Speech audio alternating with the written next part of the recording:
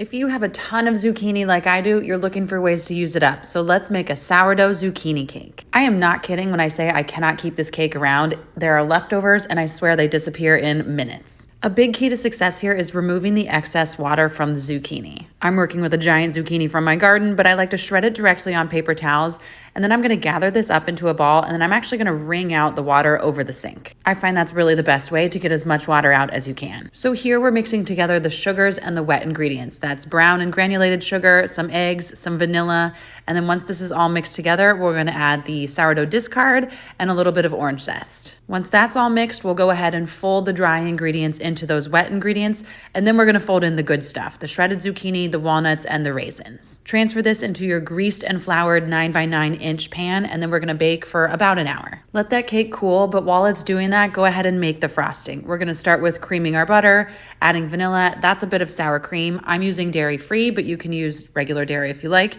and then powdered sugar. You can also make this frosting with cream cheese if you prefer. Once that cake is fully cooled, go ahead and slather that icing on top, slice, and enjoy. I kid you not, this cake is so delicious, so moist, so full of flavor. You're gonna love it. Grab the recipe for this sourdough zucchini cake on my blog.